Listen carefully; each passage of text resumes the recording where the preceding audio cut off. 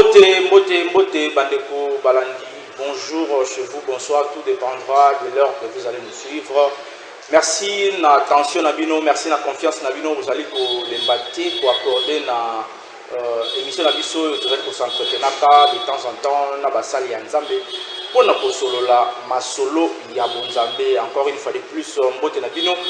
Bino baignon surtout au besoin du bakou ya kolanda biso misusu na ba smartphone na bino misusu na ba smart TV misusu na ba réseaux sociaux tels que Facebook, YouTube et ba chaîne partenaire où ils allaient mettre awa na ville ya Kinshasa. Nous sommes bel et bien en République démocratique du Congo, ville ya Kinshasa na entretien na biso oyo mingi to solaka masolo ya Bonzambe tozali na mosali ya Nzambe ya monene ya mboka na biso oyo azali lisusu ya ko présenter je crois que bolandi biso plusieurs fois déjà. Na ba émission mingi oyo to sali na ye to développer ba CG ebele oyo pe édifier bana na Nzambe ebele oyo bazwaki ibako ya kolanda biso ba oyo bazwaki occasion ya kolanda biso te balandi biso lelo na kotinda bino bokende na BG Ministry ezali moko ya ba chaîne ya monene oyo ezali na YouTube bokende kotala misala nini oyo mosali ya Nzambe oyo to yambi azali kosala pe quelques émissions oyo to aussi to réaliser na ye sur ba CG ebele oyo wapi a éclair sur bana na Nzambe mingi lelo pe lisusu ezali numéro ya sika oyo wapi to s'entretenir na ye pour quelques minutes pour ne pas dire quelques heures oyo wapi lelo to kolobela mingi makambo etali itonga donc Tom na biso to pe sujet du jour na biso ezali bongo église d'abord d'entrée de jeu to pe sa mosali ya Nzambe mboto ezali invité na biso ya mokolo ya lelo bonjour pasteur Bovik. Merci, bonjour mon cher journaliste. Dieu nous fait grâce, Dieu nous garde et Dieu nous protège. Vous êtes à Kinshasa depuis quelques temps. Oui. Séjour dans les jours oui, séjour le cas très bien. Je crois que Nzambazo Batela Sungi Biso, Nabatano Sodan Kisasa, Makambo to cancer to Kusala par la grâce de Dieu. Nzambasa Biso que notre salaire. Merci beaucoup pasteur Bovik pour l'opportunité d'abord pour la disponibilité technique. Vous allez vraiment charger, mais le tonnerre quand même tout cela sous na Kambo Italie église. D'abord, vous allez nous saluer Nzambe, vous allez na Combo déjà dans la ville de Kinshasa, pour ne pas dire na monde, le Tourolobake, na Kati ya République démocratique du Congo, Combo Ezali. Vous allez la précurseur et évangile awa na ville de Kinshasa, précisément dans le district ya Funa, na commune ya Makala Isika et Tonga Monene. Ezali oyo ozali ko diriger to pe oyo ozali représenter les gars nango ezali bongo communauté ya ba église chapelle Espérance Béni ezwami na États-Unis ezali awa na ville ya Kinshasa ezali na Luanda et partout ailleurs je crois que ba mission pe ezali ya kofungola ngo mokili mobimba. D'abord on peut s'appuyer sur une définition ya église tant que mosali ya Nzambe c'est quoi l'église? Ok, je crois, merci beaucoup cher journaliste dans ce pena motuna nayo. L'église, c'est l'ensemble d'un peuple mis à part par Dieu, c'est-à-dire que nous avons pas mal de définitions. Ecclesia, c'est-à-dire que l'ensemble des gens qui sont mis à part, c'est par rapport à Jésus, c'est-à-dire que non, tant que l'église, c'est l'ensemble des gens, des fidèles qui promettent fidélité et obéissance à notre Seigneur Jésus-Christ. C'est d'emblée, quand on peut sa définition église, nous avons l'église locale et l'église universelle. Alors, tant on peut sa définition église, mais dans son ensemble, il s'en a bateau, bachami pembeni pour na Yesu Christo, ou bien bachami pembeni pour na kosala ça peut-être que nous avons Jésus-Christ comme Seigneur et Sauveur. Alors, Église universelle est un ensemble de gens qui ont accepté Jésus-Christ comme Seigneur et Sauveur. Et ils promettent fidélité et obéissance à notre Seigneur Jésus. Voilà, c'est l'Église universelle, c'est-à-dire que nous, l'Église corps. Mais nous avons aussi les églises locales. Ils sont situés dans une localité, dans un pays, dans une ville. Par exemple, que nous, dans la Bible, nous avons l'église de Corinthe, l'église d'Éphèse. Puis au Congo, nous avons, par exemple, que nous, l'église de Makala, l'église de Bumbu, l'église de Senebao. Toutes ces églises, elles ont une dénomination. C'est ce qu'on appelle l'église locale. Voilà, nous avons l'église universelle et l'église locale. Voilà, d'entrée de jeu, s'il faut parler de l'église ou son rôle, d'abord, on a l'église universelle. Le rôle, il y a l'église universelle. d'abord vous allez nini avant de quitter l'église locale. Ok, non, la mission de l'église c'est à évangéliser, c'est l'adoration et l'édification. L'église a pour mission l'évangélisation, l'adoration et l'édification. C'est-à-dire que c'est ça les trois missions de l'église. Je parle de l'église corps de l'église universelle. C'est-à-dire que nos missions sont évangélisation, édification et adoration. Donc on est allé par rôle non, la mission de l'église. Ok. Voilà, c'est pour l'évangéliser, pour édifier le peuple de Dieu et l'adoration. Maintenant, il faut reconnaître d'abord, pour ne pas arriver là-bas, d'abord on va expliquer de qui est constituée une église. Les alliés dirigés comment? Est-ce que les gens ont battu mon pasteur, tout azali suivi dans les collaborateurs ou bazali dans un rôle spécifique dans l'église? Bon, l'église est constituée de chrétiens, de fidèles. Bato bayambi Christ est comme Seigneur et Sauveur. On est bazo salamam, bazo faire partie de l'église. Le fait que Christ est comme Seigneur et Sauveur, ou comme déjà membre, il y a l'église universelle bien sûr. Alors maintenant, dans l'église, nous avons aussi des hommes et des femmes appelés par Dieu. C'est-à-dire que nous qui avons reçu le ministère, et c'est parmi les 5 ministères. Il faisait le bazo faire partie les gens qui ont reçu le Seigneur comme Sauveur, Jésus-Christ comme Seigneur et Sauveur, mais dis-moi aussi, la vocation, l'appel. Il y a cause à la bassali, on a bâti pour nous diriger maintenant l'église. C'est pourquoi il faisait 4 des lobbies en 11 que nous avons fait badon, bamosusu ba pasteur, bamosusu ba évangéliste, bamosusu ba prophète, bamosusu ba porte pour nous perfectionner l'église. C'est-à-dire bangonde bazui charge à diriger l'église. Mais tout ce monde là et les pasteurs et les fidèles, bisogno surtout faire partie, il y a église. Mais maintenant les autres ils ont reçu l'appel spécifique spécial pour devenir pasteur, apôtre, pourquoi pas prophète. Mais maintenant, si on a l'église, selon organigramme plutôt, il y a l'église. Qui est le chef direct de l'église? Donc, vous avez vu que Jésus-Christ, le Seigneur, c'est lui, le maître suprême, il y a Macambonio sur la carte. Maintenant, selon organisation, selon administration, il y a l'église. Les pasteurs, il y a l'église est bien organisée. Une très bonne question. Je crois que dans l'église, d'abord, le chef de l'église, c'est déjà Christ. C'est là, il faut bien souligner, c'est lui qui est le chef, le maître de l'église. Parce qu'il a dit à Pierre, tu es Pierre, c'est cette pierre, j'ai bâti mon église. L'église d'abord appartient à Jésus, mais nous avons des hommes et des femmes que Jésus a établis, que Jésus a donné des ministères pour vous diriger. Maintenant, ce qui concerne qui dirige l'église, c'est un berger, c'est un pasteur. D'abord, c'est parce que les chrétiens, la Bible bien les brebis. Or, celui qui dirige les brebis, c'est un berger. Or, un berger, c'est un pasteur.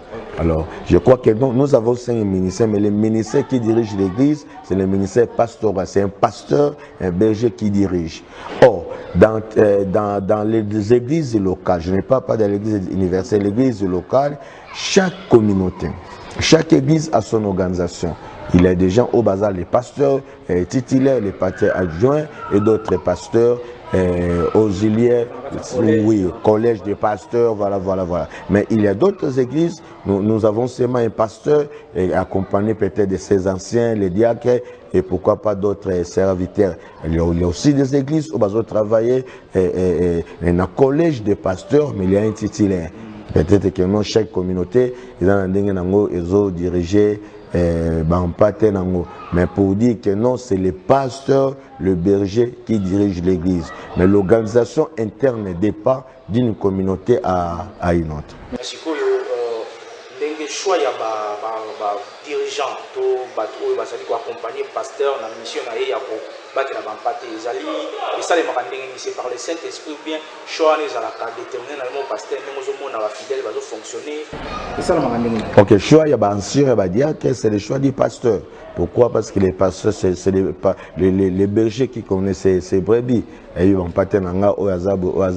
C'est-à-dire les choix il y a anciens, il y a diacres ou bien d'autres responsabilités à l'église, c'est le pasteur qui fait ses choix, bien sûr avec l'aide du Saint-Esprit, parce que le pasteur aussi dirige l'église par l'aide du Saint-Esprit. Alors les pasteurs qui va détecter que non, il y a anciens, il y a diacres, Yénou Moutaoussa la choix, bien sûr avec l'aide du Saint-Esprit, pourquoi pas aussi concours, il y a d'autres serviteurs à l'église. Mais c'est le pasteur qui fait les choix. Pasteur, aujourd'hui, les élèves de Bazali pour acquiser l'église, la dépravation, la mœurs, Bazali pour jouer un rôle naïté, de devoir naïe dans la société. Et en tant que Moussali à Nzambe, d'abord, rôle il y a l'église, et pas il y a moto.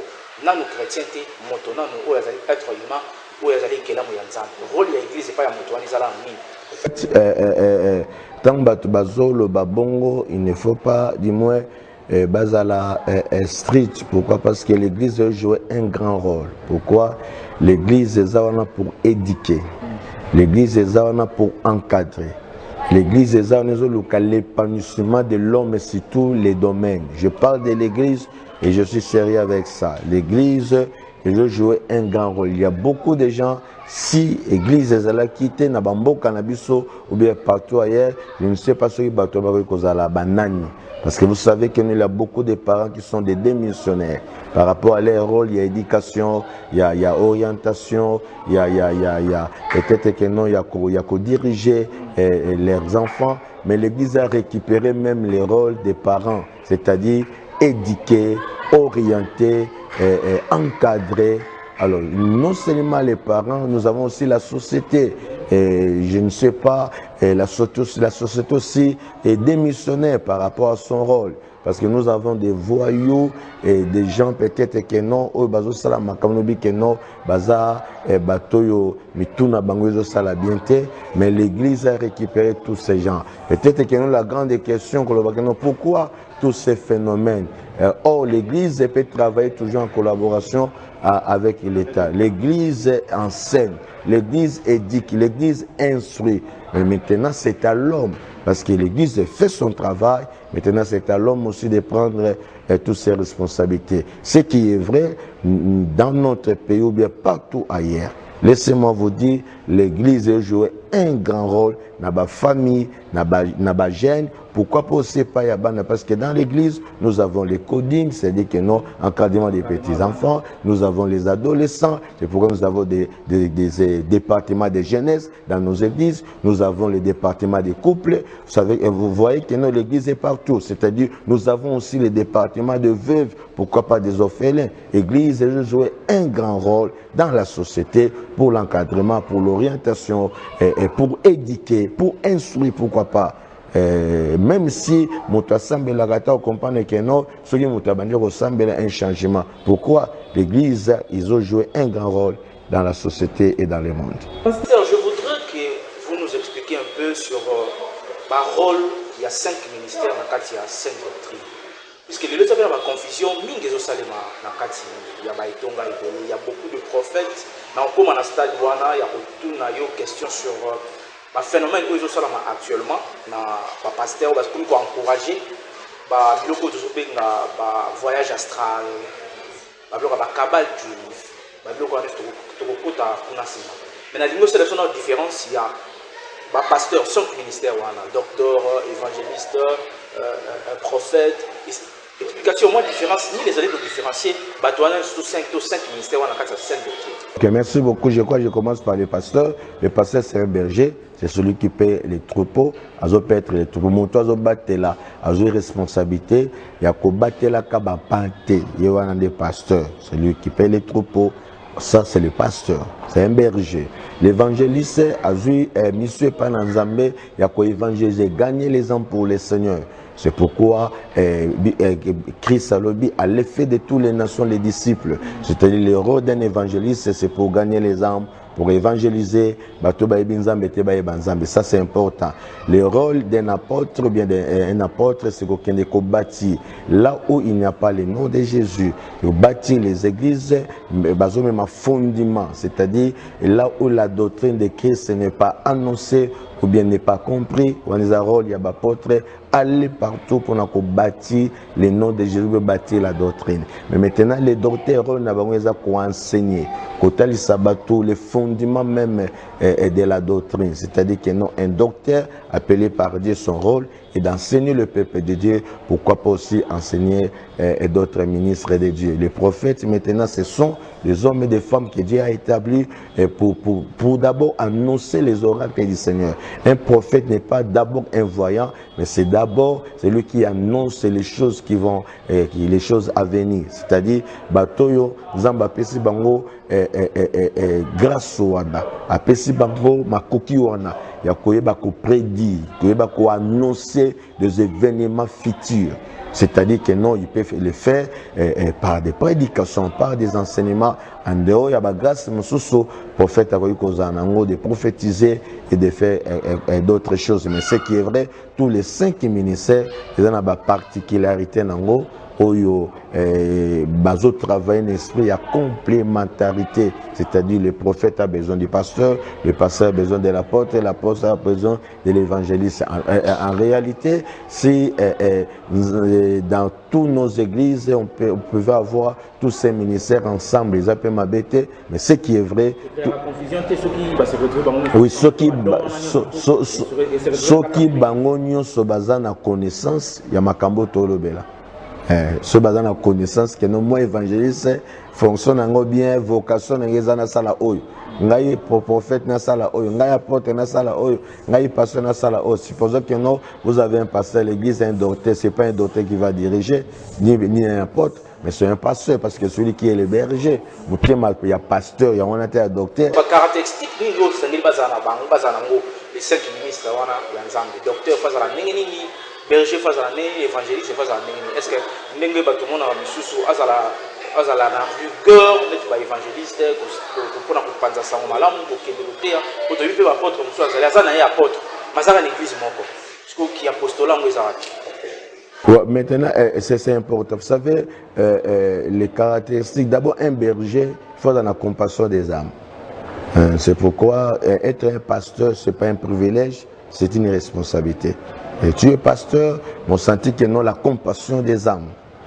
À l'exemple de notre maître Jésus, à Moni Batebela, quelque chose était pour la bango, émis de compassion. Alors qui tellement na mawa, il y a mon abatouazé belé, fandi banda tomba zoka maloba lanzam. Un berger, à la moto dans la compassion, à la moto dans motema monene. C'est-à-dire que non, n'engenzamba bengelaye, après c'est motema wana, après c'est don wana. Pourquoi? Parce que ceux qui ont zangiango, tu ne peux pas perdre les troupeaux du Seigneur. Un évangéliste, c'est quelqu'un qui a souci des âmes. Vous sentez que non, mon kaza mal à l'aise, soit la milim et bunga. On dirait que non, la moisson est grande, il y a peu d'ouvriers. C'est-à-dire que non, un évangéliste, c'est un souci, il y a comme on a milim et bikaba. Jésus. Mal à l'aise, quelque part, c'est une occasion favorable ou non. Prêcher la bonne nouvelle, l'évangile, ça a bongo. Et si qu'à occasion, non, il y a un souci que non, bika. Mais vous sentez pas, il y a un docteur dans un souci, il y a un encadrement, dans un souci que non, la doctrine de Christ, ça l'a bien expliqué. Et si qu'on faut, c'était ma docteur a mal à l'aise. Si comme le balanzambe ça, oui, azana pour ça éclairer, azana pour ça lumière, azana pour ça à les hérésies dans l'église. Ça, c'est un docteur. Maintenant, un apôtre, c'est-à-dire que non, il faut bâtir le nom de Jésus. Vous savez que non, quand un apôtre a commis ici, on dirait Jésus à bâtir. C'est pourquoi Bible dit que non, notre fondement, l'église est fondée sur les enseignements des apôtres et des prophètes. Pourquoi? Parce qu'un apôtre, maintenant un prophète, c'est quelqu'un qui a lobby que non, na souci,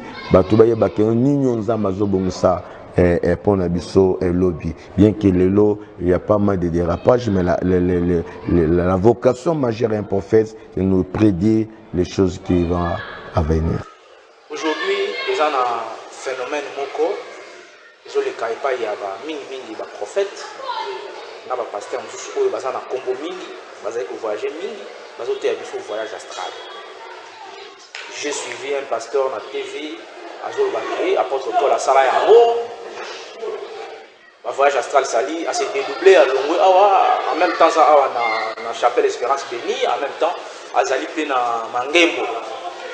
azo expliquer ngo que ils ont un phénomène normal biblique na ba bloka ba kabal juif wana phénomène wana oyi lelo comme mingi surtout na ba jeune prophète o bazo bima mikolo o basali ko te yango tina ba église tout ça zo ba na abracadabra na église alobi que ça normal ils allaient formule moko boy oyo mutu fa so ko employer ngo formule moko magique oyo bi bezo reconnaître et que ça la makambo et tout bino en tant que ba père il y a évangile na mboka na biso oyo bozo constater ba biloko wana dépravation wana oyo sala malelo na ba jeune frère oyo bazo bima sikoyo to bité ezali pressé kaka ya ko impressionner to Christ azate kati na ba. Ok, une très bonne question. Vous savez, biologie dans les derniers temps, l'Église doit traverser des moments difficiles. Des moments difficiles, comme insensible. Dans les derniers jours, il y aura l'apparition de beaucoup de choses, de faux Christ, de faux enseignements. Ça, c'est Matthieu 24, je crois. Alors, pour dire que toutes ces choses, c'est la confirmation de la parole. Jésus a dit que non, avant Naya, que non, les hérésies. Vous savez, un homme de Dieu, il faut éviter l'arrogance, c'est-à-dire excès des zèles. Quand il ne connaît pas, il faut apprendre. C'est pourquoi la connaissance est très très importante. Il y a des gens qui parlent de ces choses, peut-être il a suivi ça quelque part, ou bien par excès des zèles, par arrogance, extravagance, moi aussi j'ai la connaissance. Et les cabales juifs. Et c'est ce que tu dis là, le voyage astral. Ce sont des choses où toujours déplorer. Pourquoi? Parce que c'est les hérésies.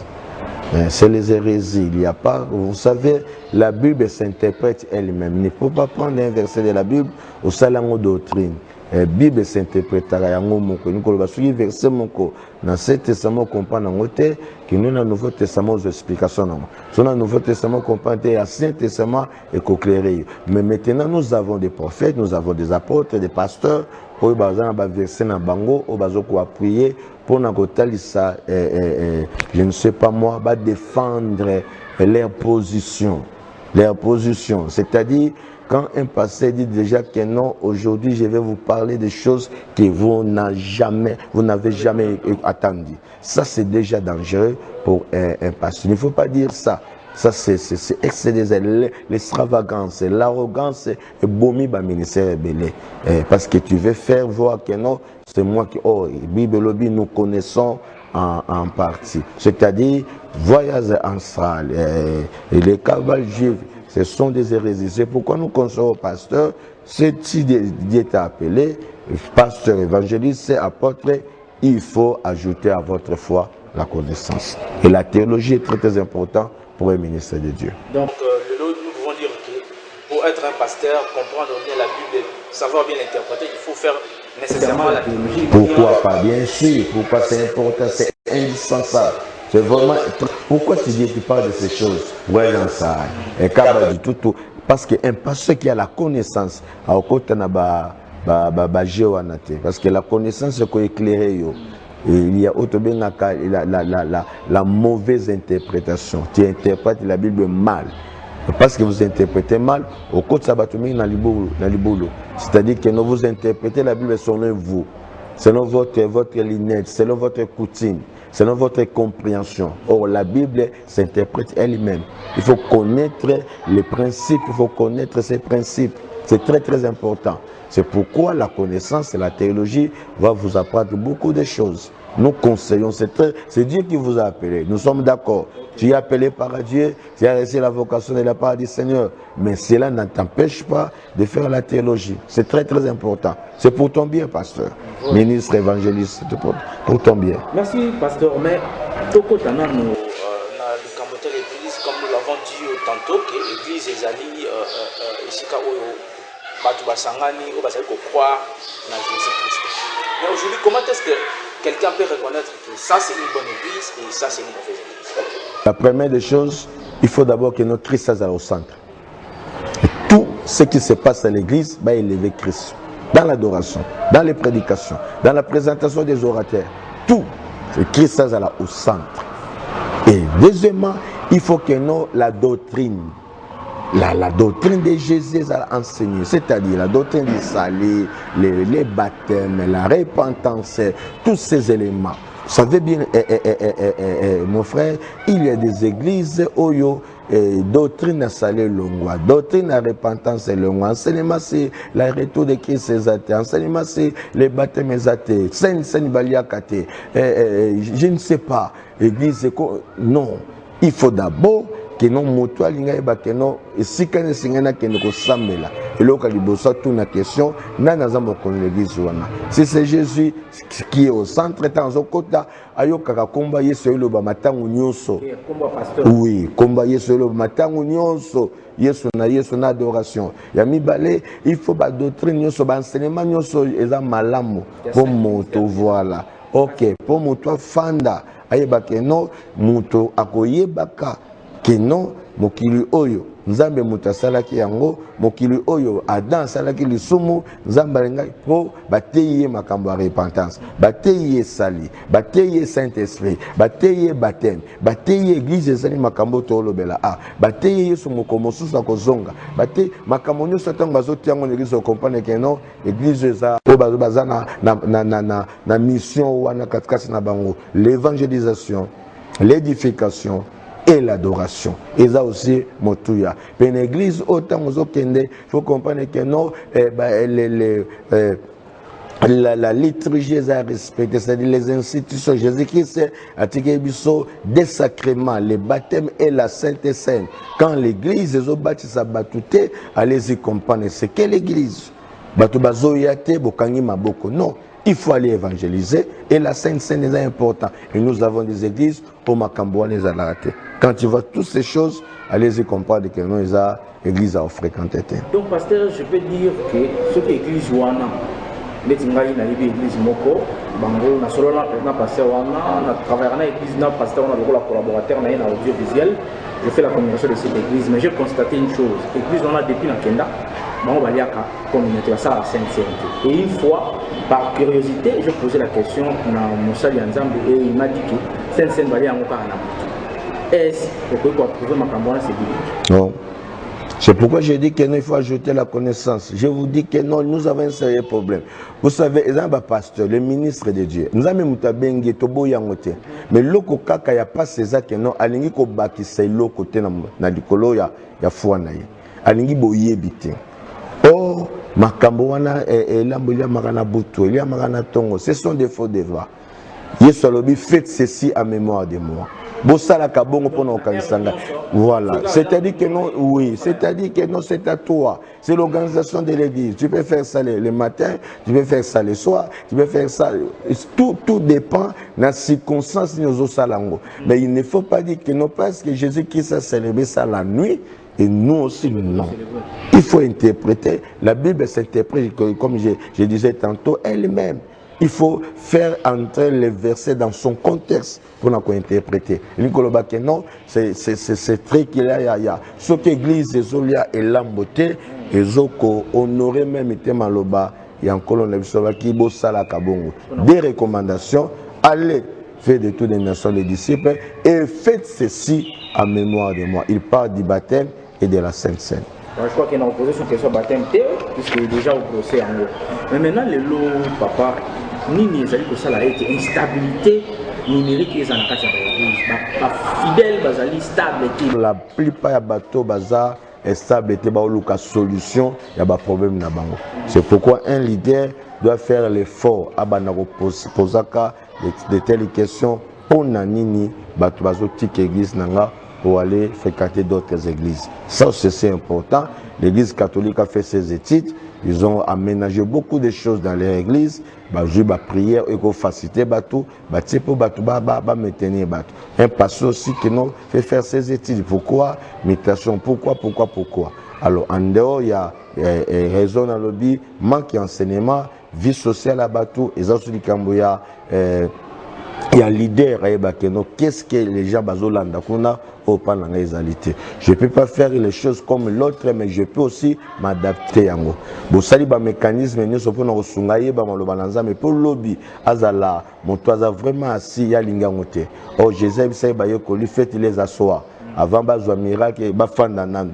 soki moto afani miracle no mais bato balingi bongo te balingi seulement que non les choses éphémères oyo koleka nango miracle tout wana bible lobi chercher d'abord le royaume oyetikali epesa bino après mais bato balingi bongo te. C'est pourquoi nous remarquons aujourd'hui que non makambo nezo salamba c'est pas que non les pasteurs tous les pasteurs non il y a des pasteurs qui font l'effort il y a quoi enseigner leurs fidèles mais il y a aussi d'autres oyo bazuna na makoki wana te yango tolobi la responsabilité à partager pasteur a la responsabilité na ya ko fandisa ba fidèle pe ba yeba ke non na ko tambola ka yengwani les solutions te solution za ofanda l'église na yo nzamba ozanga te ko pesa solution. Merci beaucoup révérend Bovic choix que tokomi ko chité malem na émission na biso parce que na quelques minutes je crois que nous avons deux questions que je poser. En fait, comment vous, les hommes de Dieu, pour encadrer ma couple dans vos églises? Il y a d'autres couples où peut-être papa ensemble à la côté, maman ensemble à la ils ont un couple ils d'abord légalement marié. L'encadrement de couple est très important parce que la famille est un scellé de base. C'est-à-dire tous les bâtiments sont basés dans l'église d'Abisso, dans la famille. Alors, l'église, ceux qui famille sont bien encadrés, c'est la force de l'église. C'est pourquoi l'église, il y a beaucoup de couples. Au bazar, il y a couple stable. L'église est un stable. Parce que les couples ne bougent pas. Tata la maman, c'est pour qu'ils aient la conseil, tata la maman, l'église. Ils ont la force d'abord pour l'église et force d'abord pour la couple. Ils ont enseigné vous avez vraiment la difficulté. Il y a Mingi Penzate. Vraiment, merci Mingi, pasteur. Toujours que nous avons chuté, comme nous avons vu sur Souka. Question moko na tikala na ngoya Souka, ils ont rôle de devoir il y a l'église vis-à-vis na pays na aujourd'hui nous constatons que l'église azali kosimisa mingi na kati ya makambo etali politique ya mboka notamment l'église catholique bandeko na biso ya comment on appelle ça convention ya l'église protestante. Comment vous savez que ça bloc moko pona ko télémela ka pouvoir yo en tant que mosali ya nzambe bien que vous avez la plateforme qui oyo vous allez pour œuvrer rôle oyo église topé devoir ya église envers son pays donc envers politique ya mboka na ye les alliés. D'abord Christ Salomé, vous êtes la lumière du monde, vous êtes les sel. Voilà les deux éléments sur que l'église sali yango na société ou bien na mboka et kosunga et le gouvernement. L'église doit être moderne. L'église doit prêcher tout le monde. L'église c'est les parents, c'est-à-dire que non, il y a un rôle qui s'en est là. Mais ce que allez-y comprendre c'est quelle est la motivation. Parce que l'église c'est la lumière, les seuls. Et c'est vous êtes la lumière du monde. Vous êtes les sels de ce monde. Mais maintenant, ce que l'église joue un rôle, c'est quand des problèmes fandinde ouana. Alors le cola c'est un pays laïque. Alors nous sommes vraiment dans la réserve de parler beaucoup de choses parce que chacun a oublié que nous voilà, Dieu nous a donné cette vocation. J'ai suivi même je ne sais pas un pasteur, un prêtre à l'objet que l'église ne peut pas être au milieu du village. Ça je ne sais pas trop, mais l'église doit être oui, c'est-à-dire que non, l'église doit éclairer, l'église doit dénoncer, l'église a toujours un côté à accompagner, pourquoi pas. C'est-à-dire, rôle de notre église à Sala pour gagner les âmes, pour alors à Sala partout. Il y a une église à la vision wana à aussi être la lumière du monde. Et au mais maintenant avec toutes les motivations possibles, chacun a motivé dans ma cambo au nom de l'église. Mais si vous soki ba pasteur topé ba sali nzambe bazali kotengama ezali bolingo kaka ya mbongo to ezali bazali ko comprendre le rôle topé mission na bango te na se amokilo. Oui, laissez-moi vous dire, mon cher journaliste, l'homme est compliqué. L'homme est compliqué. C'est pourquoi la Bible dit que le cœur de l'homme est tortillé. Nous avons beaucoup de gens motivés par des motivations, motivés par les motivations impires. Peut-être que par leur positionnement, par haine, peut-être alors il se permet de tout faire, de tout dire. C'est compliqué, c'est compliqué. Alors, ce que talon bien à lecture, avec les discernements, on comprend que non, il n'y a rien à Bunzambe Wana. C'est la chair, c'est l'homme par sa nature pécheresse. Peut-être que non, je ne sais pas, ça motivé dans ma cambo et mon kwayebi. Mais ce qu'ils appellent là, on a Bunzambe, un pasteur, un leader appelé par Dieu, à une position où il y a que non, batuba pengwa. Batuba banda ko non azawana pona kozungisa tout le monde na nzela opposant et pouvoir ceux qui m'a besoin na ngambo lobby ceux qui m'a besoin na ngambo lobby mais ceux na bani kozwa kaka par moko c'est qu'il y a quelque chose qui ne va pas. Qu'est-ce qui veut quel esprit qui voilà quel esprit qui te dirige? Si je suis pasteur na quatre églises na j'ai des opposants, j'ai les membres à pouvoir. Maintenant, il faut la net, c'est limité.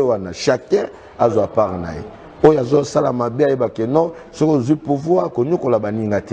Il y a des opposants, il y a des pouvoir. Au salaté, moninga à Zosala. Mais le ce n'est pas le cas. Si on a une position, on a un pouvoir, on a un pouvoir. Si on a une opposition, tout ce que les pouvoirs ils ont ça là, ils ont amabé. Si on a un pouvoir, nous sommes pour ça que ils ont amabé. Non, il faut que nous les pasteurs, tous à la tellement prudents. C'est pourquoi Jésus a dit, je vous envoie au milieu des loups, soyez simples et soyez prudents. Très très sincère, félicitations et merci. Na révérend Bové Kigonda, je crois que l'émission a laissé comme la souka. Mais question moi la souka, répondre à la parole au nom.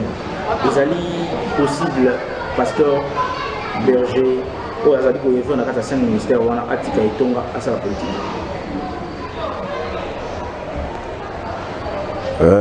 Atika et Tonga à ça la politique. Je dis bien Atika et Tonga dans le sens il y a responsabilité pour les Zalaki na yango. Parce que depuis que politique pèse dans la réalité nango. C'est-à-dire Atiki nanu à quel nom la politique puisque vous êtes comme député national ou comme ministre.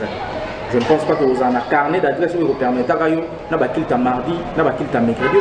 Vous avez peut-être qu'il dimanche, puisque à tout moment, l'agenda vous a chargé de s'occuper de ma du ministère. Est-ce que vous avez malade ou vous avez un ensemble ou vous avez un oui, dans répondre d'abord à la question, un pasteur, un ministre peut faire la politique, soit une vocation, on a apprécié mandat. Ça déjà, côté wana, oui. Maintenant, c'est un problème de conviction. Si peut-être tu n'as que pasteur Bovic, tu peux faire la politique, moi, je dis non, moi. Mais un pasteur, un ministre de Dieu peut faire la politique. Non, ce n'est pas interdit. Ce qui Zamba Bengi a apprécié, mission bien mandat. Peut-être qu'il soit quelqu'un a changé ma camp. Ça, on ne sait pas. Mais si peut-être que non, il y a des questions personnelles, peut-être que nous n'avons pas conviction. Ils ont la conviction que non, moi je ne peux pas faire la politique. Ils ont convaincu, moi je vais faire la politique sans un pingouin. Merci beaucoup, révérend Bovik Gonda. Je rappelle que le révérend Bovik Gonda nous vient des États-Unis d'Amérique. Ici, quand il a exercé le ministère Naïkouna, à Sala Église Monène, il y a une communauté déjà, où vous avez dans la communauté, il y a l'église, il y a CN, Chapelle, Espérance Béni. Il y a Awa, na commune Yamakala, na Aveni, Baladi, Bayebi. Bayebi, Azali na Moussoussou na Mboka Angola. Actuellement, Azali pour Evry Moussoussou.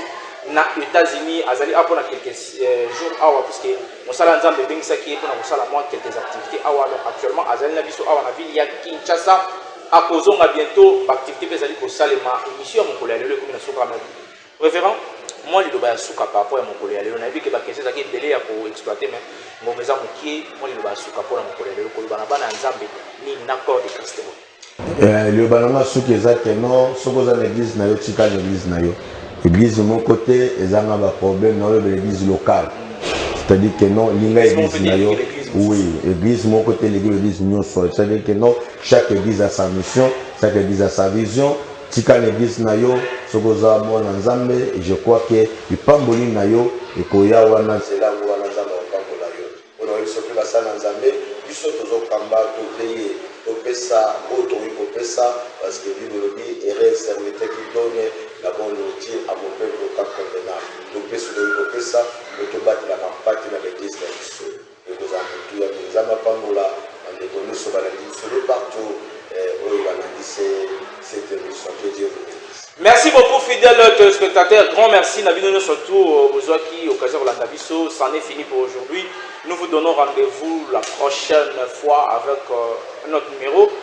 Ceux qui ont lingi tokuta na mosali ya nzambe révérend pour vite konda suka bozala toujours na Kinshasa toko yambaye vos questions na ba commentaire chaîne na biso ezali BG Ministre sika mapi bokolanda émission oyo mais dis-moi toko tshela bino pe yango na télévision na chaîne Aba ezali émission bonzambe oyo ngamona animaka na chaîne ya télévision Aba ezali na TNT ceux qui na Bluesat bokozwa yango à partir de la semaine prochaine toko s'organiser na directeur ya programme na biso to annoncer yango to tshela bino yango semaine prochaine déjà to je crois que les la week-end peut permettre na ba chrétien ba zwa libaku ya kolanda yango merci na ndeko Jabe Wanzambi réalisateur ya émission to pe entretien oyo azali na sima ya caméra oyo asunga biso to réaliser l'émission oyo avec impact na idéologie de to lobaka merci na bana ya Chapelle Espérance Benignos oyo ya Kinshasa na commune ya Makala oyo ya Luanda pe na ba oyo ya États-Unis topesi bino mbote continuer ko servir bino ezali une façon pour la biso pe ya